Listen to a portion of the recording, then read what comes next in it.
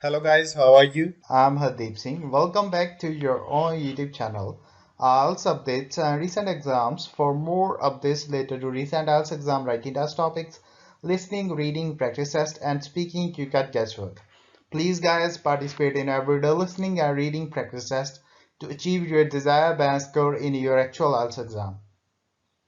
Please hit the like and subscribe button. Press the bell icon for the upcoming notifications.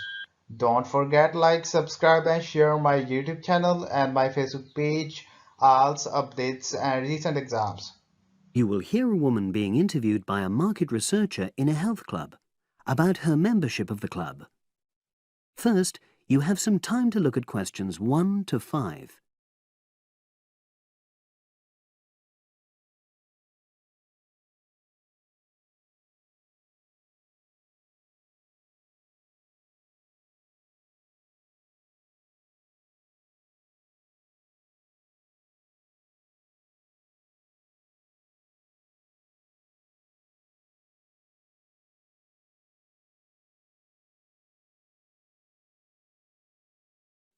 Now we shall begin. You should answer the questions as you listen, because you will not hear the recording a second time. Listen carefully and answer questions 1 to 5. Oh, excuse me. I wonder if you'd have the time to take part in some market research. What's it about? About this club and your experiences and opinions about being a member. It'll take less than 5 minutes. Oh, OK then, as long as it's quick. Can I start by taking your name? It's Selina Thompson. Is that Thompson? Yes. Okay, great. Thanks. And what do you do for a living? Well, I'm an accountant, but I'm between jobs at the moment. I understand. But that's the job I'll put down on the form.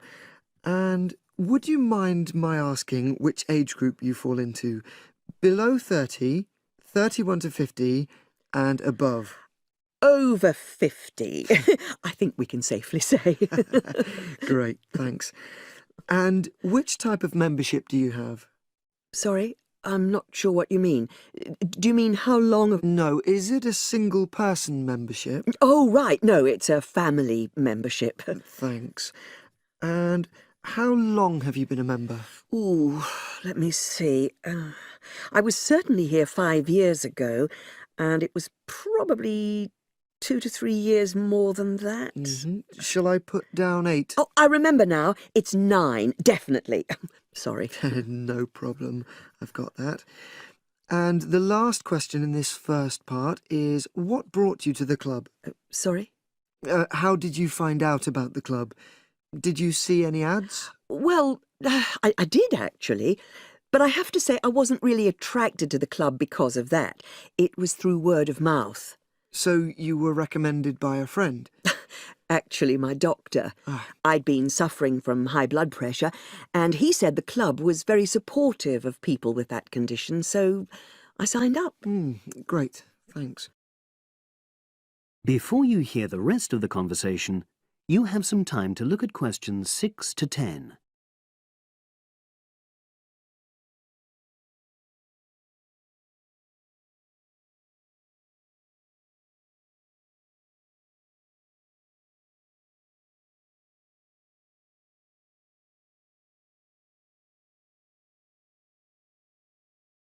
Now listen and answer questions 6 to 10. Now, for the second part of the form, I want to ask a bit more about your experience of the club. Sure. How often would you say you use the club? It varies enormously, depending on how busy I am. Of course. But on average, per month? I'd say it averages out at twice a week. OK, so 8 on average. Yeah, and 4 of those are aqua aerobics classes. That leads me to the next question. Would you say the swimming pool is the facility you make most use of? Fair to say that, yep. Right, thanks. And are there any facilities you don't use? One area I realise I've never used is the tennis courts. And there's one simple reason for that.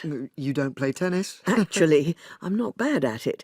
Oh. It's that I'm not happy having to pay extra for that privilege. Ah, right. I've made a note of that. Thanks. Now, in the last section, are there any suggestions or recommendations you have for improvements to the club? Only about health and fitness? Anything at all?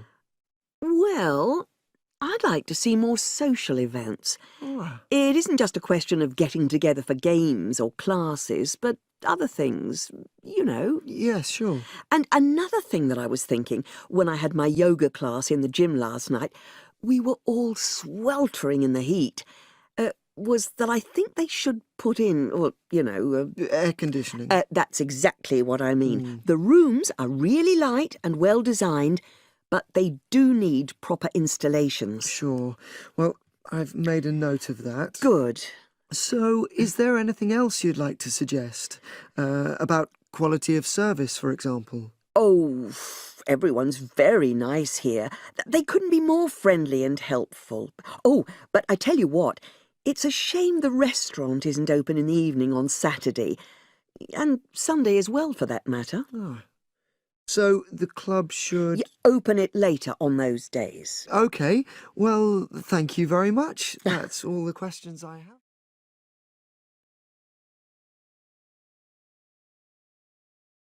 That is the end of part 1. You now have half a minute to check your answers.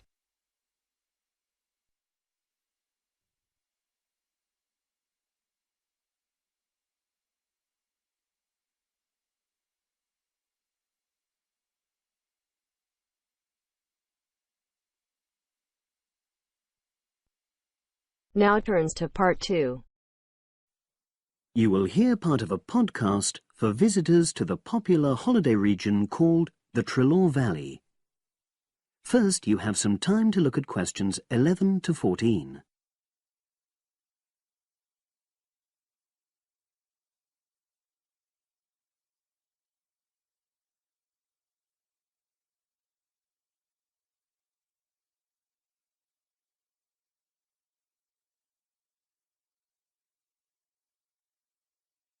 Now listen and answer questions 11 to 14.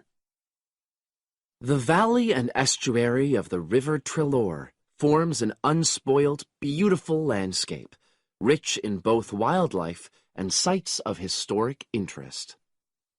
There are many ways to explore the area, and public transport links are good. It is possible to leave your car behind and travel by boat, train, or bus, with just short walks in between stops. The Trelaw Valley Passenger Ferry runs between villages along the river estuary and provides a link with a train station at Barry, which is about 10 minutes' walk from the riverside village of Calton. In the past, the river was the main form of transport in the area, and as in the past, today's ferry service operates according to nature. The river estuary is tidal, and so the ferry timetable differs from day to day, according to the times and height of the tide. The ferry is also seasonal, normally running between April and September, depending on the weather. A timetable for the whole year can be downloaded from the internet by visiting www.trelawferry.co.uk. If you just want to sit and relax and enjoy the lovely scenery, you can take a river cruise to Calton and back from the nearby city of Plymouth. In the past, steamships brought early tourists along the same route. Queen Victoria and her family enjoyed such a trip in 1856. The journey is quicker these days. The round trip takes between 4 and 5 hours, depending on tides and weather. If you prefer, you can travel upriver by boat and return to Plymouth by train. All cruise boats and trains have wheelchair access. For more information and for departure times, ring Plymouth Boat Cruises on 017-528-23104. Trains run several times a day throughout the year between Calton and Plymouth, with various stops in between. They are used by both local commuters and tourists who want to enjoy the beautiful scenery. The highlight of the journey is crossing the river on the stunning viaduct, which was built at the beginning of the 20th century and towers 120 feet over the water. It is unnecessary to book, and tickets can be bought on the train. For information about fares and timetables, contact National Rail Enquiries by phone or online. The bus service in the Treloar Valley now connects all train stations and villages in the area. Especially for holidaymakers, there's a Rover ticket which can be used at weekends and on national holidays, and allows unlimited journeys on those days. The Rover ticket provides great value for money and is now even cheaper than it was last year. An adult ticket costs £5.50 a day. Senior citizens can travel for £4.50, and a family ticket for up to 5 people costs just £12. Tickets can be bought on the bus. Now you have some time to look at questions 15 to 20.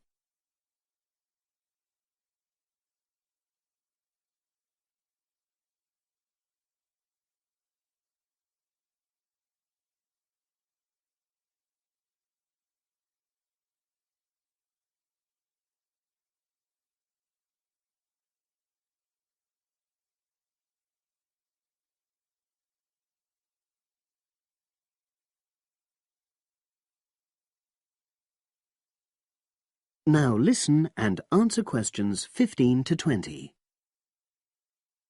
At the center of the Treloar estuary area is the historic riverside village of Calton.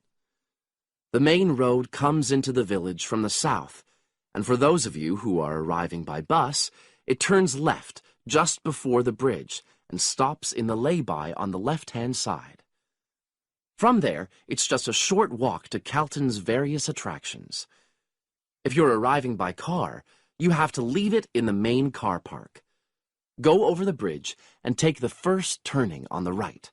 Then go on until you come to the end of that road. It's the only place to park in Calton, but there's no charge. If you're interested in local history, there's a museum in Calton with farming, fishing, and household implements from the late 19th century. As you come in from the south, cross the river and go straight on the same road until you reach the end. Also, on the subject of history, you can go and see the old mill, which has recently been renovated and put back into use. Turn left before you come to the bridge. Then go straight on and then take the first turning on the right. This leads straight there. If you're interested in arts and crafts, there's a potter's studio where you can watch the artist at work. After crossing the bridge, turn left, and it's the second building on the left. Finally, when you feel in need of refreshments, there's a cafe opposite the old boathouse and a picnic area near the mill.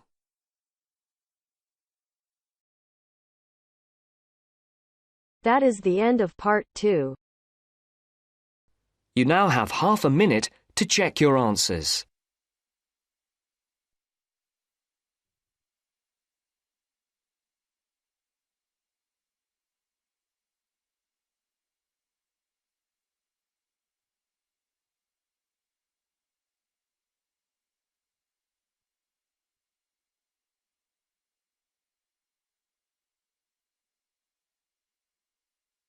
Now turns to part 3. You will hear Peter Walsh being interviewed for a job. Listen and choose the correct answer for each question. First, you have some time to look at questions 21 to 25.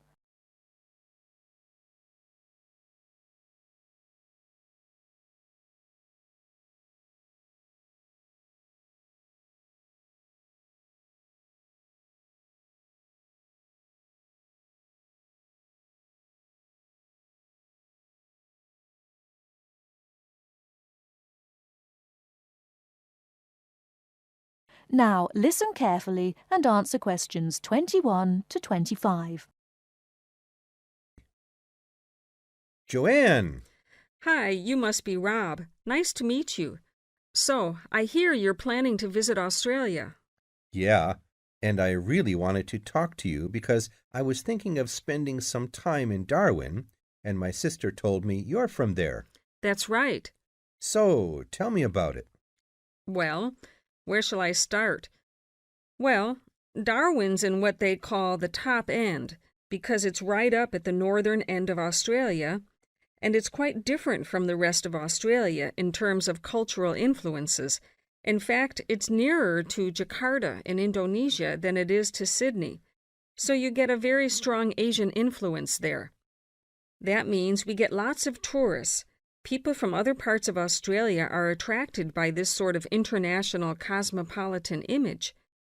And as well as that, we've got the same laid-back atmosphere you get all over Australia.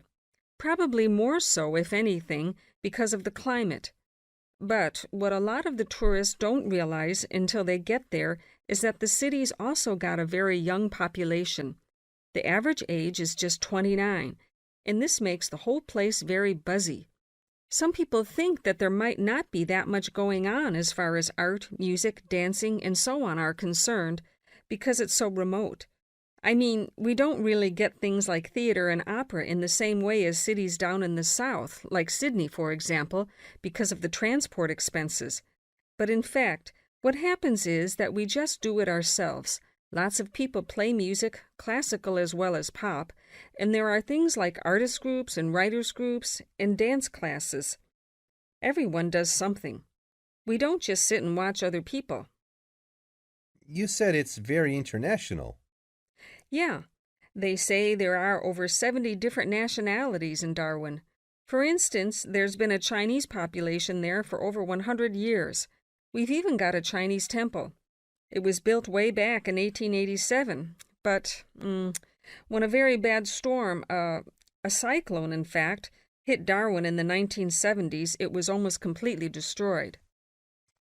The only parts of the temple that survived were part of the altars and the stone lions, but after the storm, they reconstructed it using modern materials. It's still used as a religious center today, but it's open to tourists too, and it's definitely worth going to see it. Oh, and as far as getting around goes, you'll see the places that advertise bicycles for hire, but I wouldn't recommend it. A lot of the year, it's just so hot and humid. Some tourists think it'll be fine because there's not much in the way of hills and the traffic's quite light compared with some places, but believe me, you're better off with public transport. It's fine and not expensive. Or you can hire a car, but it's not really worth it. What's the swimming like? Well, there are some good beaches, but the trouble is that there's this nasty creature called the box jellyfish, and if it stings you, you're in bad trouble. So you have to be very careful most of the year, especially in the winter months. You can wear a lycra suit to cover your arms and legs, but I wouldn't like to risk it even so, personally. And there are the saltwater crocodiles, too. I mean, I don't want to put you off. There are protected swimming areas netted off where you'll be safe from jellyfish and crocs, or there are the public swimming pools. They're fine, of course. Before you hear the rest of the talk, you have some time to look at questions 26 to 30.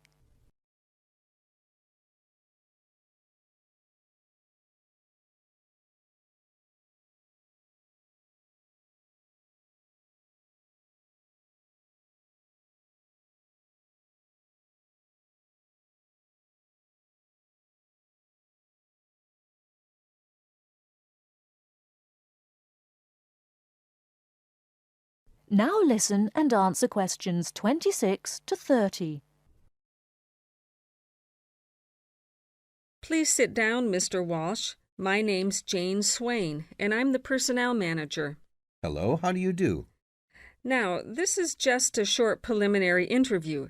I'd like to chat about your present job and what you've done up till now. Yes, of course. Well, could you tell me how long you've had your present position in Weston's? It is Weston's, isn't it? Yes, that's right. I am not sure. Let's see. I left university in 2005. Is that right? Yes, 2005. Then I was unemployed for about 3 months. And then I traveled round America for a few months. So, yes, it must be about 3 years now, in fact. Yes. And have you any particular reason for wanting to change jobs? I mean, why do you want to move? Well, I actually like my present job and still find it interesting and stimulating. The salary's okay, so it's nothing to do with money, though you can always do with more. I suppose the thing is that I'm really very ambitious and keen to get promoted, so that's the real reason. You say you like your job. Can you tell me what aspect you like most? Oh, my dear, that's difficult. There are so many things. The other people are great. There's a good cooperative atmosphere. I mean, among the staff, and compared to other companies, the conditions are great. I mean, the office itself and the working conditions. And then there's the fact that they give me lots of room for initiative and let me make decisions. You know, that's what I really like most about the job. Yes, well, we're looking for someone like that. You know, someone who isn't a clock watcher and who isn't too concerned about working fairly long hours. Oh, I don't mind that. I'm used to it. And what about your education? You went to Manchester University, didn't you? Yes.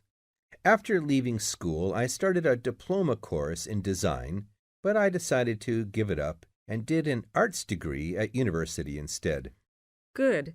And have you done any courses since?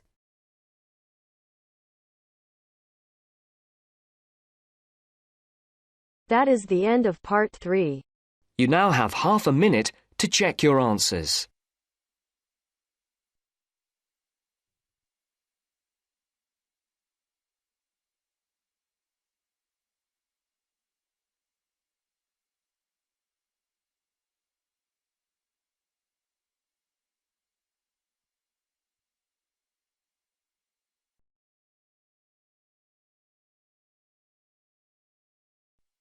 Now turns to part 4. You will hear a talk about memory in babies and young children. First, you have some time to look at questions 31 to 40.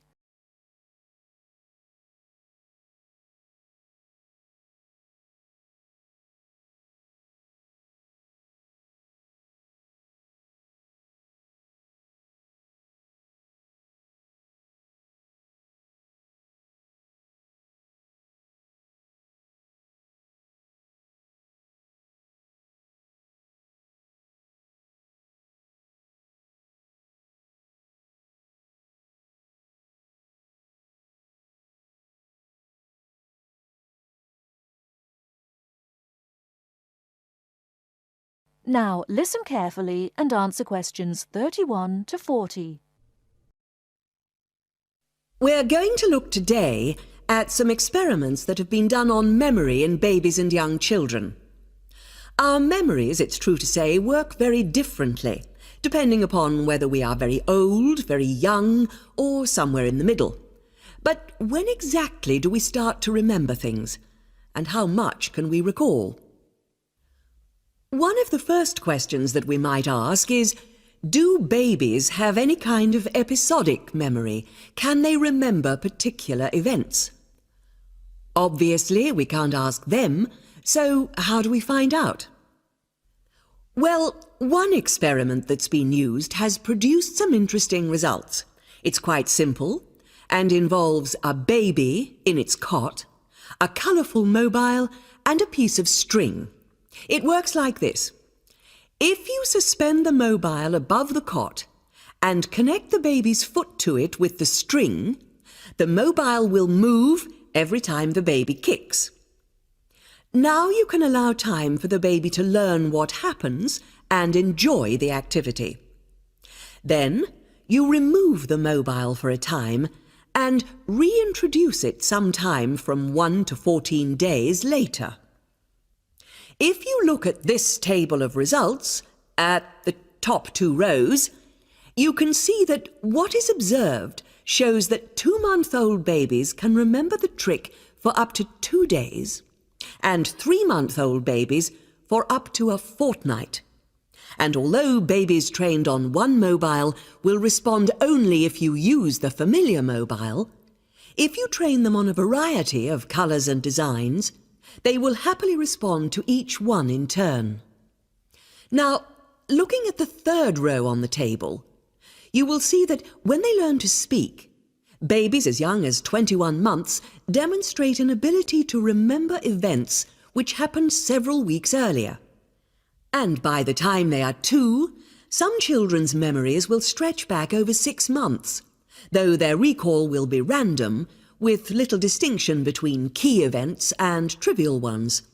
And very few of these memories, if any, will survive into later life. So, we can conclude from this that even very tiny babies are capable of grasping and remembering a concept. So, how is it that young infants can suddenly remember for a considerably longer period of time? Well, one theory accounting for all of this, and this relates to the next question we might ask, is that memory develops with language. Very young children with limited vocabularies are not good at organising their thoughts. Though they may be capable of storing memories, do they have the ability to retrieve them? One expert has suggested an analogy with books on a library shelf. With infants, he says, it's as if early books are hard to find because they were acquired before the cataloguing system was developed.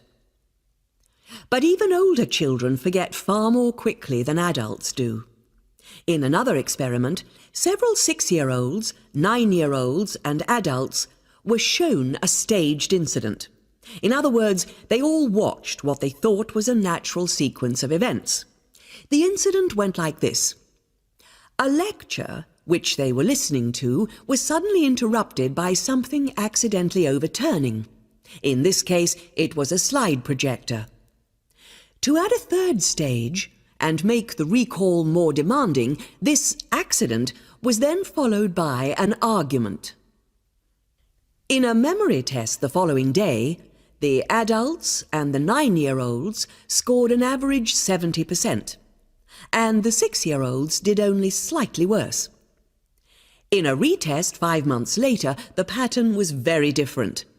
The adults' memory recall hadn't changed, but the 9-year-olds had slipped to less than 60%, and the 6-year-olds could manage little better than 40% recall. In similar experiments with numbers, digit span is shown to vary. That is the end of part 4. You now have half a minute to check your answers. So guys, don't forget like, subscribe and share my YouTube channel and my Facebook page, IELTS updates and recent exams. For more updates related to recent IELTS exam writing test topics, listening, reading, practice test and speaking, you got guesswork. Please guys, participate in everyday new IELTS listening and reading practice tests to achieve your desired band score in your actual IELTS exam. For more IELTS material, visit my official website www.ieltsupdatesandrecentexams.com. The link is given below in the description. If you need PDF files of latest IELTS material, then please join my Telegram channel. So guys, please write your score below the comment section. Again, thanks for listening. God bless you all guys. Stay tuned, stay safe.